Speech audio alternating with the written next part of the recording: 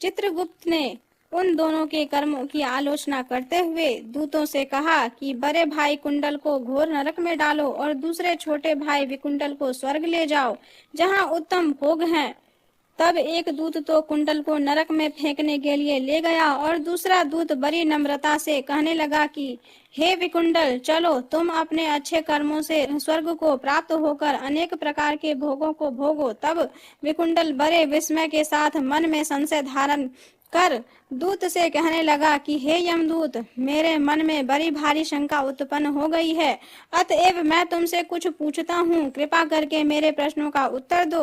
हम दोनों भाई एक ही कुल में उत्पन्न हुए, एक जैसे ही कर्म करते रहे, दोनों भाइयों ने कभी कोई शुभ कार्य नहीं किया, फिर एक को नरक क्यों और दूसरे को स्वर्ग किस प्रकार प्राप्त हुआ? मैं अपने स्वर्ग में आने का कोई कारण नहीं देखता। तब यमदूत कहने लगा कि हे विकुंडल, माता पिता, पुत्र पत्नी, भाई बहन से सब संबंध जन्म के कारण होते हैं और जन्म कर्म के भोगने के लिए ही प्राप्त होता है। जिस प्रकार एक वृक्ष पर अनेक पक्षियों का आगमन होता है, उसी तरह इस संसार में पुत्र, भाई, माता पिता का भी संगम होता है।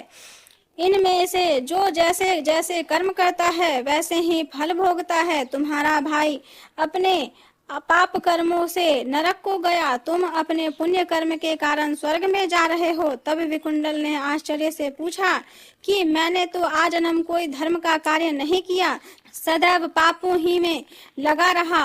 मैं अपने पुण्य के कर्म को नहीं जानता। यदि तुम मेरे पुण्य के कर्म को जानते हो तो कृपा करके बतलाइए।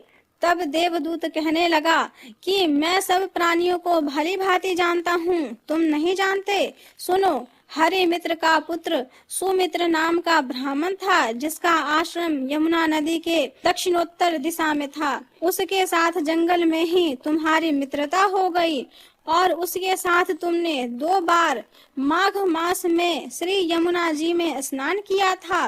पहली बार स्नान करने से तुम्हारे सब पाप नाश हो गए और दूसरी बार स्नान करने से तुमको स्वर्ग प्राप्त हुआ। सो हे वैश्यवर, तुमने 2 बार माघ मास में स्नान किया, इसी के पुण्य के फल से तुमको स्वर्ग प्राप्त हुआ और तुम्हारा भाई नरक को प्राप्त हुआ। दत्तात्रेय जी कहने लगे कि इस प्रकार वह भाई के दुखों से अति दुखित होकर नम्रता पूर्वक मीठे वचनों से दूतों से कहने लगा कि हे दूतों, सज्जन पुरुषों के साथ 7 पग चलने से मित्रता हो जाती है और यह कल्याणकारी होता है।